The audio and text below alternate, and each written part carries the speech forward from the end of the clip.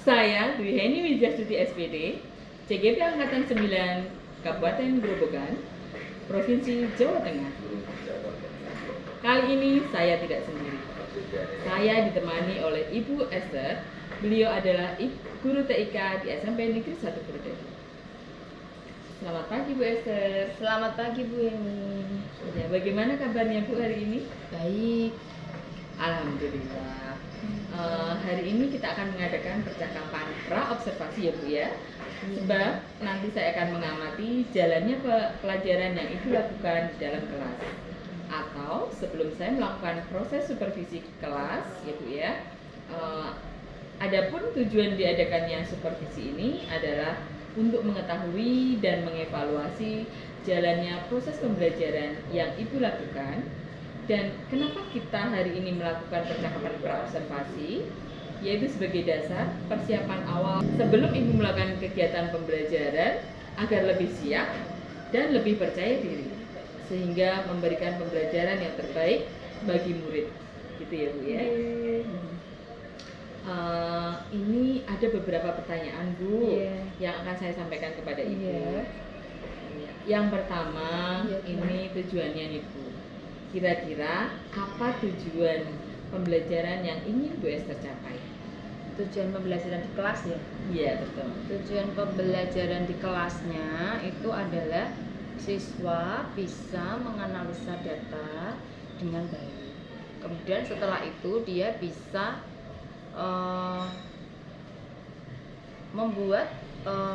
menganalisa data melalui aplikasi komputer. Kalau kebetulan itu dengan Excel. Oke Bu.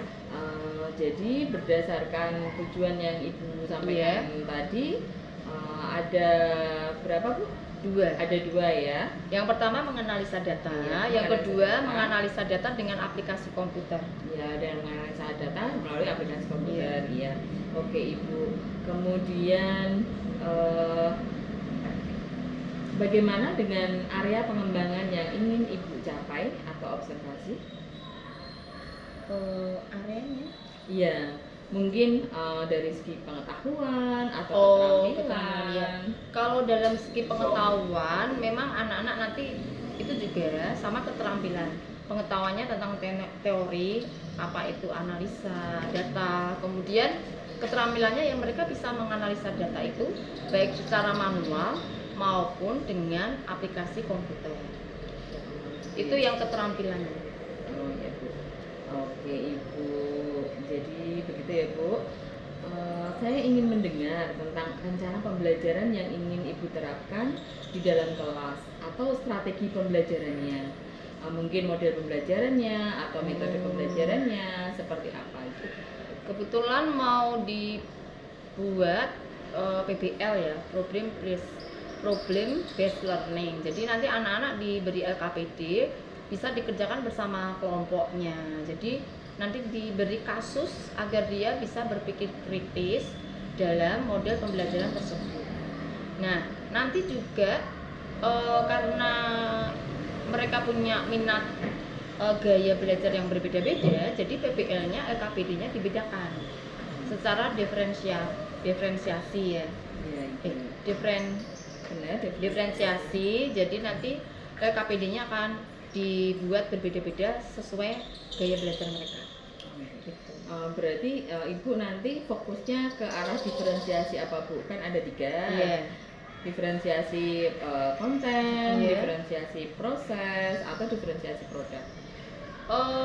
Mungkin diferensiasi konten ya, konten yang berbeda-beda. Yang kinestetik nanti berbeda dengan yang auditory sama yang visual.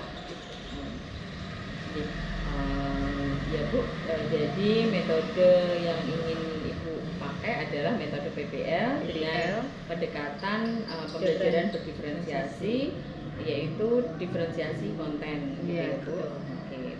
Nah, karena strategi yang Ibu gunakan adalah pembelajaran berdiferensiasi, berdasarkan apa ya Bu? Kesiapan siswa ataukah gaya belajar atau bagaimana? Saya menurut gaya belajar. Jadi sebelumnya sudah saya diagnostik dulu dengan Google Form. Jadi nanti saya sudah sekarang saya sudah punya datanya, dia punya gaya belajar apa gitu. Jadi besok saya sudah siapkan LKPD-nya, nanti biar dia saya bentuk kelompok sesuai dengan gaya belajarnya. Iya. Iya, Bu. Oke, berarti Ibu tadi sudah melakukan Diagnostik. ya apa ya? Angket ya Bu ya, Sudah. melalui Google Form. Google Form. Heeh. Untuk pengecekan diagnostik yaitu dengan melalui gaya belajar. Gaya belajar. Oke. Kemudian apakah pembelajaran Ibu itu bisa dikatakan berkaitan dengan terintegrasi dengan sosial emosional atau bagaimana Ibu? Iya, itu masih ada hubungannya juga. Misalnya ya, kayak anak kinestetik nanti kan dia kalau misalnya saya mengajar dengan metode ceramah menjelaskan hanya dengan visual dan auditori, pasti dia akan merasa tertekan.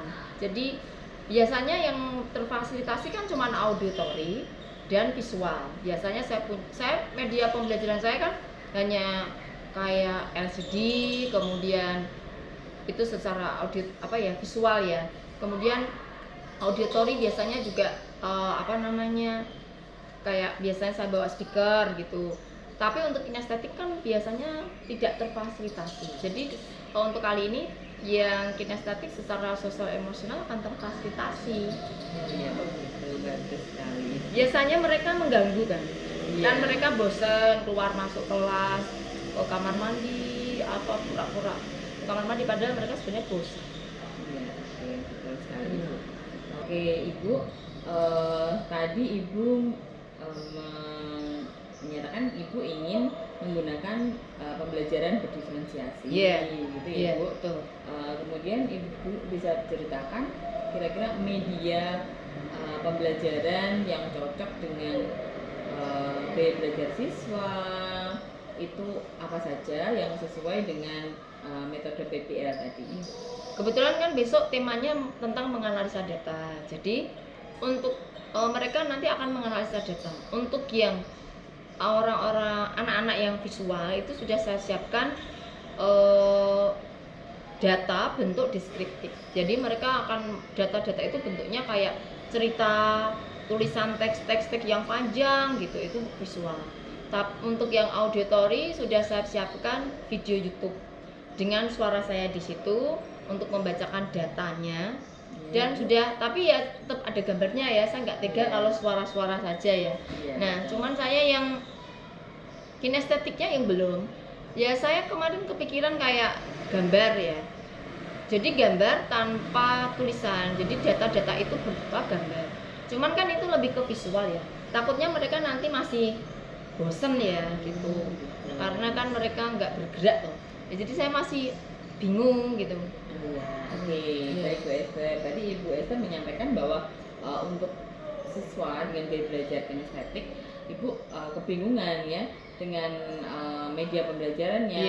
Kalau misalkan visual mungkin mereka bosan. Nah, kira-kira Bu, menurut Bu Esther untuk media pembelajaran yang cocok dengan siswa kinestetik, Ibu kira-kira bagaimana Ibu? Ya saya kalau LKPD-nya udah jadi ya yang untuk kinestetik gambar. Cuman untuk merangsang itu biar mengerjakan, kalau dia duduk diam lihat gambar juga sama visual kan. Iya, betul. Ya nanti saya kalau saya tempel-tempel biar dia gerak nyari ke sana data kan ini tentang ceritanya kan tentang data jumlah mangga di sebuah RW kan. Jadi nanti saya untuk ini kan sedang kayak sensus gitu loh. Berapa jenis-jenis pohon buah yang ada di RW itu apa saja, terus berapa jumlahnya, kayak menganalisa data itu lah. Saya itu nanti untuk misalnya RT saya pisah ke dinding sana biar nanti dia jalan nyari ke dinding sana, terus yang RT 2 ke dinding sana gitu. Itu termasuk bisa memancing kan? Iya. Itu ya, ini Bu, ide Ibu bagus sekali. Oh gitu ya. Itu bisa kan ya? Ya bisa. Kemudian Bu, selain itu ada berapa data kira-kira Ibu? mereka. Nanti kan ada data di RT 1, RT 2, RT 3. Ya, kemudian Ibu cocoknya akan Ibu taruh di mana itu Oh gitu data-datanya? ya. Bahkan nanti kalau takutnya kan kalau di kelas kan bosan. Ya. Ada yang di luar. Ada Di yang luar ya, saya jadi ada data yang saya tempel di luar kelas di jendela, ada yang di dinding dalam. Kalau cuma di dalam kan nanti juga temennya juga ganggu yang auditori gitu. Kan auditorinya kan dia harus mendengarkan video YouTube, takutnya mereka pas nggak bawa headset ya. Nah makanya saya tempel kayak di jendela, sama jendela yang ada di luar kelasnya agak jauh, jadi dia biar bisa melihat pohon-pohon gitu. Oh begitu ya Bu. Biar mereka sekalian Iya. refreshing ya Bu ya keluar. Nggak apa-apa ya? Kelas ya nggak apa-apa.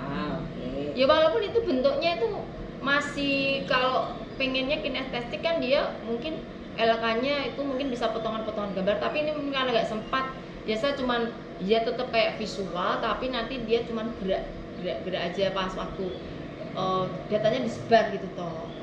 Wah sangat kreatif sekali ya Bu Esther ya. Terima kasih. Oke. Kemudian Ibu, nah kira-kira kapan nih Ibu akan melaksanakan kegiatan pembelajaran tersebut? Di hari apa, di kelas apa, dan juga jam keberapa Bu? Ini mungkin rencananya saya akan nyoba di kelas 7D, itu hari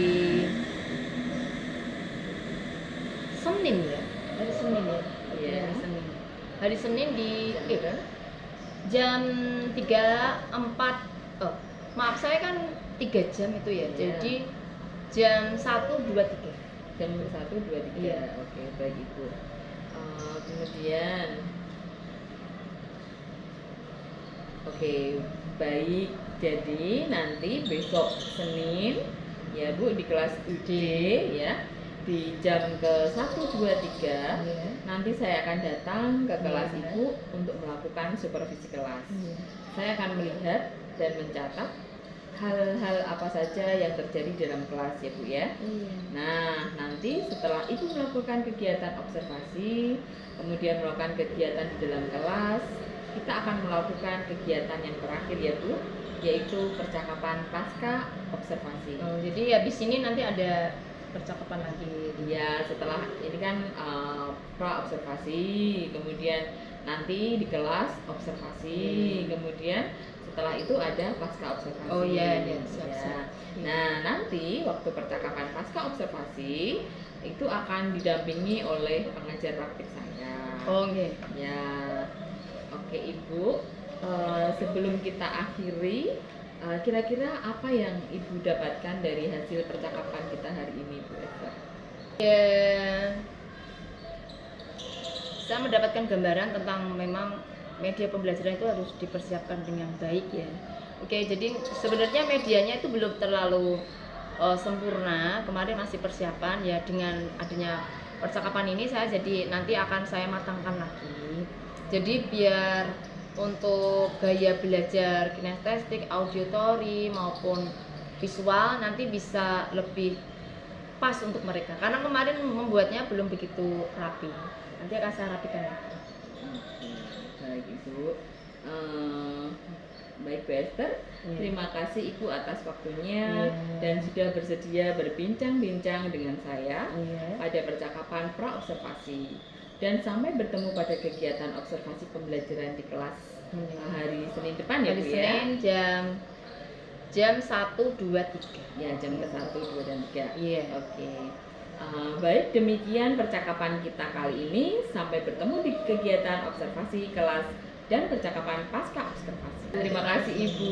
Iya.